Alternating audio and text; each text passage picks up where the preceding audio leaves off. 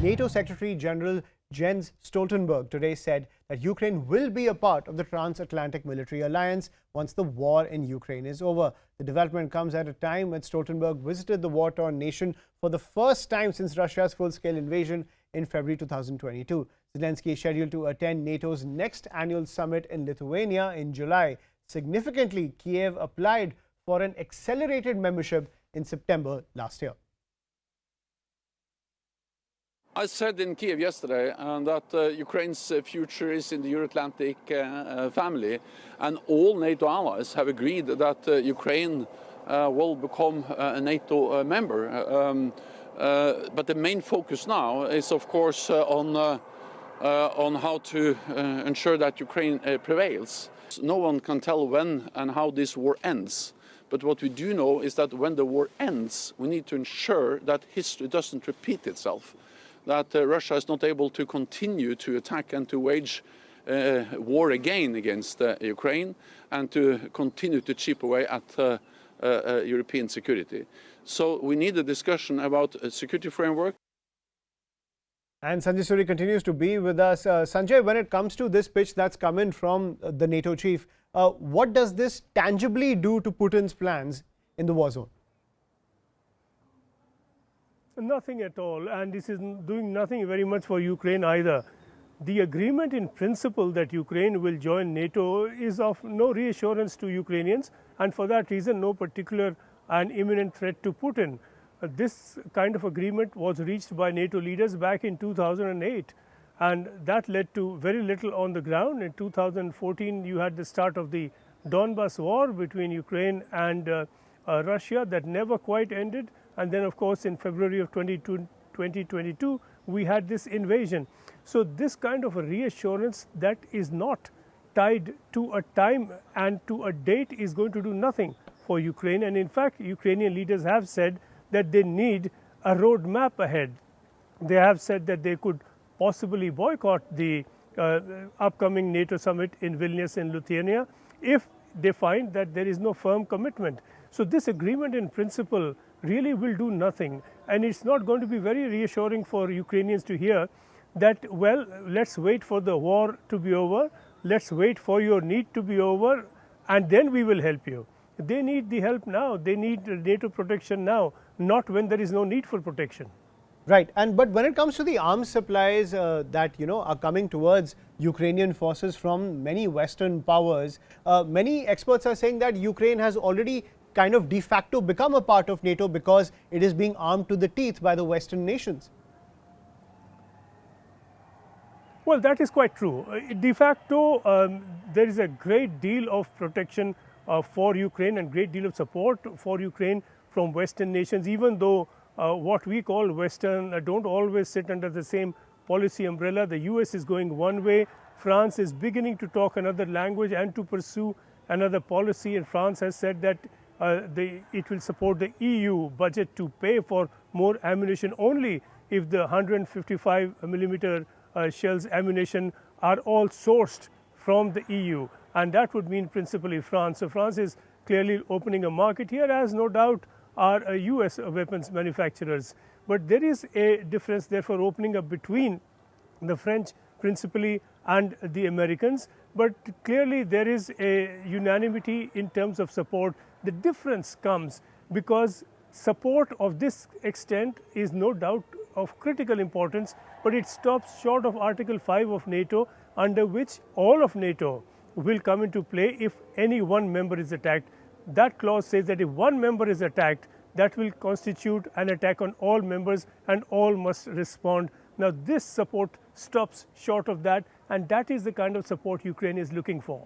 But clearly for Ukraine, something is better than nothing. But Sanjay, I want to shift focus to the Russian side also. With so many kind of like, with so many months have gone into this entire conflict, and at first, at the beginning of the conflict, everyone was of the opinion that the Russian war machine is so strong it can steamroll across Ukraine. That is not happening. The Ukrainians are also putting up a fight after being armed by the Western powers. What are the pressures that Vladimir Putin is going through in the Kremlin? There no doubt will be immense pressures. We are talking about a second year of war. The original plan from Moscow was that they would take Kiev in 5 hours on day one. Well, that push to Kiev turned out to be one of the major and the first disasters for the Russians. They marched down to the borders and the outskirts of Kiev. They got stranded there. They had their maps wrong. They had their strategies wrong. They were attacked. They had to turn around and flee. Then they lost Kharkiv. Then they lost the eastern side of the Dnipro River in Kherson. So it has been one major reversal after another.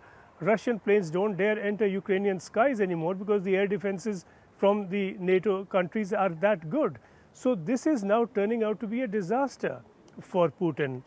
He has suffered a great deal of a setback, and now we've seen that in recent weeks he has visited Kherson and he's visited Crimea, Mariupol, Lugansk, with a view to bolstering Russian forces in the face of an imminent offensive from the Ukrainians. And of course, the Russian forces technologically have been beaten.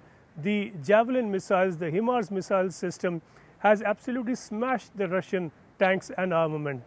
The Russians have no answer to this, and that is a reason for the Russians therefore to now fear that should a new counteroffensive come from Ukrainians, they simply technologically don't have the means to resist it. Right. So you're saying that the Western powers arming Ukraine has given a technological edge to the Ukrainian forces. Let's talk about within Russia when it comes to the public kind of support for Putin. Now, at first, I remember when the war first started, we had those multiple protests on the streets of Moscow where people were hitting out at the Putin regime. We haven't seen that because clearly there has been an information blackout.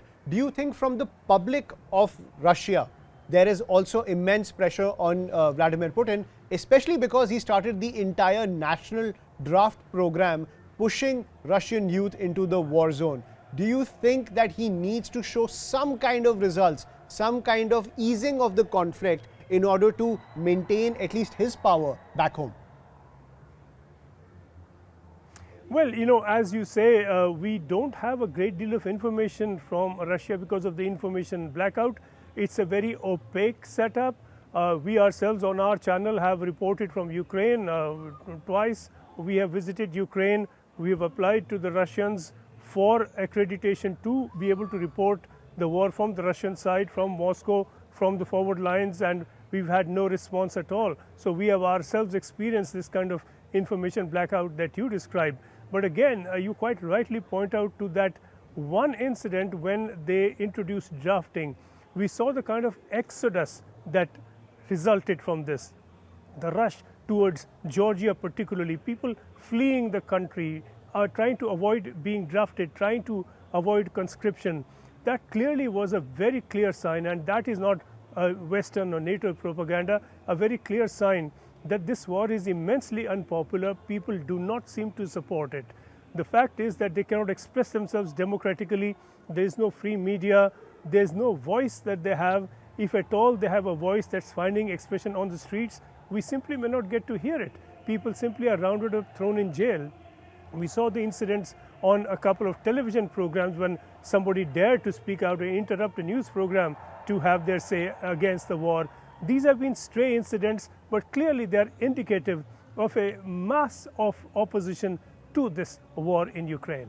Right. Thank you, Sanjay, for getting us the latest when it comes to the dynamics surrounding the conflict in Ukraine. While the Ukrainian forces have this de facto support from NATO and are being armed to the teeth to take on the Russian forces, the Russian war machine is not progressing as per Putin's plans. At the end of the day, technologically, the Russian forces are outmatched, but at the same time, this is the second year of war and there's more pressure on the Putin regime to bring an end to this entire conflict because the pressure is only mounting back home, especially after Putin pushed that draft regime where he forced Russian youth to join the war machine, and more pressure is mounting on him in the Kremlin. Even though we are seeing that information blackout, the reality is that Putin is facing a lot of pressure back home. He needs to find a solution to this entire conflict. On the other hand, the Western powers are arming the Ukrainian forces to the teeth.